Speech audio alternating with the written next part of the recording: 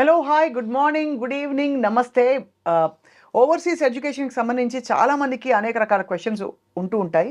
And దీనికి సంబంధించి Videsh consults Sainath గారు ఎప్పటికప్పుడు మనకి డౌట్స్ క్లారిఫై చేస్తూ వచ్చారు. ప్రత్యేకంగా ఇవాళ యూకే గురించి మాట్లాడదాం. ఎందుకంటే యూఎస్లో ఒకవేళ అవకాశాలు తగ్గితే నెక్స్ట్ బెస్ట్ ఆల్టర్నేటివ్ యూకే అని అందరూ అనుకుంటున్నారు. సో యూకేలో ఎడ్యుకేషన్ సిస్టమ్ ఏమిటి తెలుసుకుందాం. Sainath garu, thank you for giving us your time. Always a pleasure అండి. Thank you very much. So UK అంటే ఒకటి అడ్వాంటేజ్ ఏంటంటే ఒక ఫ్లైట్తో మనం అలా జంప్ అయ్యి వెళ్ళిపోవచ్చు. రైట్. ప్లస్ చాలా బాగుంటుంది యూకేలో లైఫ్ అని విన్నాను. బయటగాను ఉంటుంది, at the same time opportunities ఉంటాయి. యా, అయితే ఇప్పుడు పర్టికులర్గా ఏంటంటే మనకి ఇప్పుడు కొత్తగా ఇప్పుడు యూఎస్ మనం చూస్తున్నాం కదా. ఇక్కడ ఏంటంటే చాలా మంది స్టూడెంట్స్కి ఈ రోజున యూఎస్కి వెళ్ళడం కంటే what are the best options సర్చ్లో ఉన్నారు. దీంట్లో UK will be definitely a very good option for them to definitely consider. దీంట్లో ముఖ్యంగా ఏంటంటే మనకి ఇక్కడ స్టూడెంట్కి ఎడ్యుకేషన్ ఫీజు ఏదైతే ఉందో ఇది మనకి యూఎస్లో కొంత ఫ్రాక్షన్లో ఇక్కడ మాస్టర్స్ కంప్లీట్ చేయొచ్చు. Right. So which is as low as 12 lakh rupees నుంచి 20 lakhs is a maximum fees what they need to pay. ఇది over a period of 2 years లో చక్కగా వెసులుబాటు ఉంటుంది వాళ్ళకి. ఓకే. ఫీజు కట్టుకోవడానికి ఇన్స్టాల్మెంట్ ఆప్షన్స్ కూడా ఉంటాయి. కాబట్టి ఏంటంటే ఫైనాన్షియల్గా బర్డెన్ ఉండదు. ఆ తర్వాత ఎడ్యుకేషన్ చేసేటప్పుడు కూడా స్టూడెంట్స్కి off campus, on campus jobs అనేది యాక్చువల్గా ఇప్పుడు అమెరికా వచ్చిన తర్వాత యాక్చువల్గా ఆఫ్ క్యాంపస్ గురించి డిస్కషన్ వచ్చింది ఇప్పుడు ట్రంప్ వచ్చిన తర్వాత. కరెక్ట్. గతంలో ఏంటంటే యూఎస్లో స్టూడెంట్స్ కూడా ఏంటంటే చక్కగా బయట ఎక్కడైనా వర్క్ చేసేవాళ్ళు, దో ఇట్ ఈస్ ఇల్లీగల్, ఎవరు దాన్ని పట్టించుకున్నది లేదు. అయితే ఇప్పుడు ఈ పర్టికులర్ మూమెంట్లో ఏంటంటే అక్కడ ఆఫ్ క్యాంపస్ ఎప్పుడైతే టైట్ అయిపోయిందో, అంటే స్టూడెంట్స్ చేసేవాళ్ళు కూడా స్వచ్ఛందంగా వాళ్ళు ఆల్రెడీ జాబ్ క్విట్ చేసిన పరిస్థితి ఈ రోజున. అయితే యూకేలో ఏంటంటే మనం ఎక్కడైనా ఇన్ క్యాంపస్ కానీ ఆఫ్ క్యాంపస్ కానీ రెండు లీగల్. అవును. దాని ద్వారా ఏంటంటే వీళ్ళకి చక్కగా ఎక్కడైనా జాబ్ చేసుకోవచ్చు. అండ్ యూకేలో కూడా బేసిక్ వేజ్ ఏదైతే ఉందో 11.7 pounds, అంటే దాదాపు 1,200 రూపాయలు వాళ్ళకి ఒక గంటకు వస్తుంది. సో చక్కగా వీళ్ళు ఒక 20 hours per week లీగల్గా వర్క్ చేసినా కూడా మంత్లీ దాదాపు వీళ్ళు ఒక ₹1,00,000 వరకు ఈజీగా వీళ్ళు ఆర్జించుకోగలుగుతారు. అంటే దాని నుంచి ఫీజు కట్టుకుని లివింగ్ ఎక్స్పెన్సెస్ చూసుకోగలుగుతారు. యా, ఎగ్జాక్ట్లీ అండి. సో ఒకవేళ యూకేలో యూనివర్సిటీలో సీట్ వస్తే గనక దానికి మళ్ళీ దానికి క్వాలిఫైయింగ్ ఇవే ఉంటాయి ఎగ్జామ్స్. ఆ లక్కీగా ఏంటంటే మనకి యూఎస్కి మనకి జీమాట్ కానీ, జిఆర్ఈ కానీ, తర్వాత IELTS, TOEFL ఈ పరీక్షలు కంపల్సరీ ఉంటాయి. బట్ యూకేకి వచ్చేటప్పటికి ఏంటంటే ఎటువంటి పరీక్ష కూడా చేయకుండా మనం ఇంటర్మీడియట్ ఇంగ్లీష్లో చదివి ఉంటే ఇండియాలో బీటెక్ ఆర్ బ్యాచిలర్స్ ఇంగ్లీష్లో చదివి ఉంటే ఆటోమేటికలీ యూకే యూనివర్సిటీస్ ఏంటంటే మనకి without any TOEFL or IELTS exemption ఇస్తున్నాయి. రైట్. సో ఎటువంటి పరీక్ష కూడా రాయకుండా నేరుగా వాళ్ళు అప్లై చేసుకోవడానికి అవకాశం ఉంది. యూకే యాజ్ సచ్ ఒక very very costly kind of place to live in అని అంటుంటారు. Okay. Is it right? So accommodations మొదలుకొని. అవును, అది యాక్చువల్గా చాలా మందికి ఉన్న అపోహ అది. ఎందుకంటే ఇప్పుడు అబ్రాడ్లో ఎలా ఉంటుందంటే మనకి సంపాదన బట్టి ఖర్చులండి. సో యూకే దానికి అతీతం కాదు. సో అక్కడ సంపాదన కూడా ఎక్కువ. అంటే ఇప్పుడు వాస్తవానికి నెలకు ఒక 50,000 నుంచి 60,000 రూపాయలు నెలకు ఖర్చు అయ్యి అనుకోండి. వాళ్ళు పార్ట్ టైం జాబ్లో వారానికి 20 గంటలు, అంటే చక్కగా శని ఆదివారాలు 10 గంటలు చేసుకున్నా కూడా వాళ్ళకి నేరుగా ఒక ₹1,00,000 వాళ్ళు సంపాదించుకుంటారు.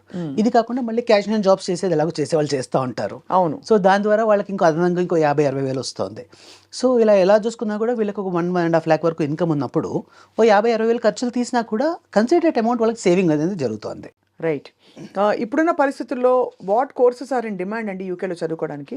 సో యూకే ముఖ్యంగా ఐటీకి చాలా బాగుంటుందండి. ఐటీకి మనకి ఏంటంటే మిల్టన్ కీన్స్, తర్వాత వైట్ ఫీల్డ్, ఈ రెండు ఏరియాస్ అన్నమాట. మనకి హైటెక్ సిటీ ఒకటి ఉంటే అక్కడ రెండు ఉన్నాయి. సో ఆబ్వియస్లీ ఉద్యోగ అవకాశాలు ఐటీలో చాలా ఎక్కువగా ఉన్నాయి. ఐటీ కాకుండా ఇంకా other fields of studies which is management కానివ్వండి, MBA or masters in all the management fields, తర్వాత ఇంజనీరింగ్ ఫీల్డ్స్, తర్వాత core field of electronics, mechanical, life sciences, తర్వాత ఫుడ్ ఇండస్ట్రీ. బేసిక్గా ఏంటంటే మనకి ఫుడ్ సైన్స్ అండ్ టెక్నాలజీ, ఇది చాలామంది ఏంటంటే ఫుడ్ సైన్స్ ఇండియాలో మనకి BSc అగ్రికల్చర్ అవుతుంది. సో అక్కడ వాళ్ళకి food science, biotechnology, food science, engineering ఈ ఫీల్డ్స్లో ఏంటంటే జాబ్స్ చాలా ఎక్కువగా ఉన్నాయి. Because 20% of GDP of UK is based on the food science, food processing. కాబట్టి ఆటోమేటిక్గా వీళ్ళకి జాబ్ స్కోప్ ఎక్కువగా ఉంటుంది. ఒక కన్సర్న్ మధ్యలో బయలుదేరింది, అసలు యూకేలో చదువుతున్న వాళ్ళకి ప్లేస్మెంట్స్ రావట్లేదు, ఇంటర్వ్యూస్ క్రాక్ చేయలేకపోతున్నారని చెప్పి. దీనికి కారణం ఏంటండి? సో యాక్చువల్గా ఏంటంటే మనకి ఏ దేశం కూడా మనకు ఉద్యోగం రావాలంటే ఫస్ట్ పాయింట్ ఏంటంటే మనం సబ్జెక్టివ్ నాలెడ్జ్ ఉండాలి. అవును. సో ఇక్కడ ఏంటంటే యాక్చువల్లీ యూకేలో ఒక చిన్న ఫ్లా ఏంటంటే ఎడ్యుకేషన్ సిస్టమ్ అండి. అది ఎంత ఈజీయో అంత ఇంపార్టెంట్ కూడా దాన్ని ఫాలో అవటం.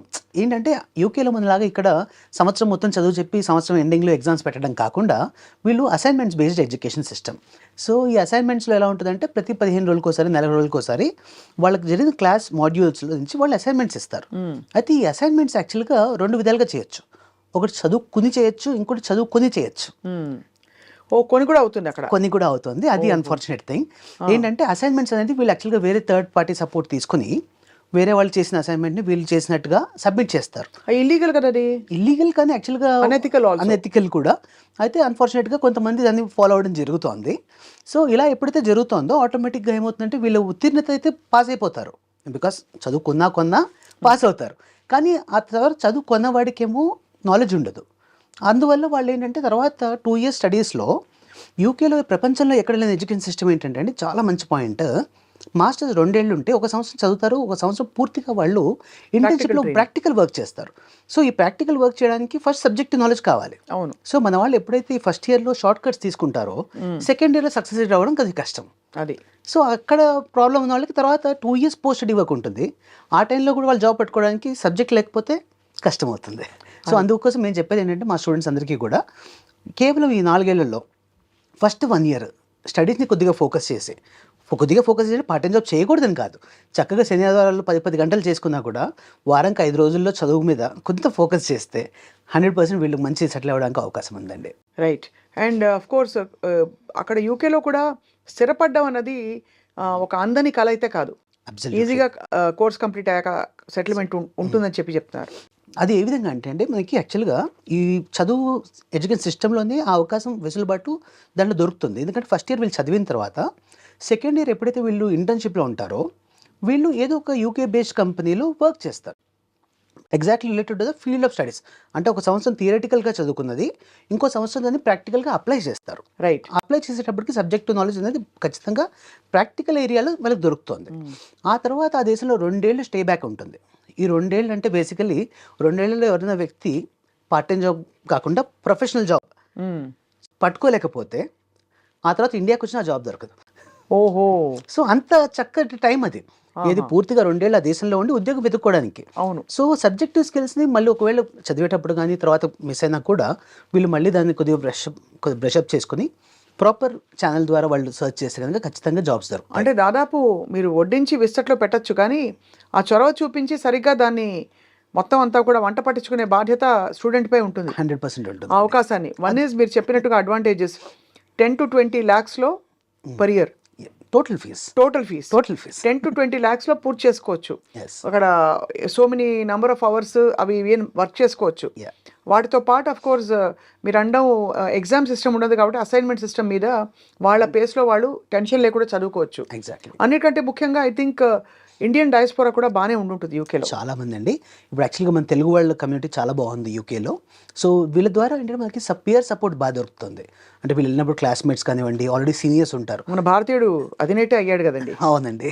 సో ఆబ్వియస్లీ ఏంటంటే ఇక్కడ మన ఇండియన్ స్టూడెంట్స్కి అక్కడ సపోర్ట్ కూడా బాగా దొరుకుతుంది. అండ్ మోస్ట్ ఇంపార్టెంట్ ఏంటంటే ఈ 10 to 12 lakhs 15 lakhs స్పెండ్ చేయలేని వాళ్ళకి కూడా ఏంటంటే ఈ రోజున బ్యాంక్స్ అన్నీ కూడా విరివిగా లోన్స్ ఇస్తున్నాయి. సో ఎడ్యుకేషన్ లోన్ కూడా ఈ రోజున గతంలో యూకేకి ఏంటంటే లైక్ ఎడ్యుకేషన్ లోన్కి ఏదో మార్ట్గేజ్ చేస్తే ఇచ్చేవాళ్ళు. ఇప్పుడు చక్కగా unsecured loan up to 40 lakhs కూడా బ్యాంక్స్ ఇవ్వడానికి ముందుకు వస్తున్నాయి. కాబట్టి లోన్స్ కూడా ప్రాబ్లం కాదు. సో ఎడ్యుకేషన్ లోన్ పెట్టుకుని చక్కగా ఎలా అయితే యూఎస్కి ప్లాన్ చేస్తామో అలాగే యూకే చేసినా కూడా ఖచ్చితంగా వీళ్ళు పెట్టిన రూపాయికి 10 రూపాయలు ఈజీగా సంపాదించుకోవచ్చు.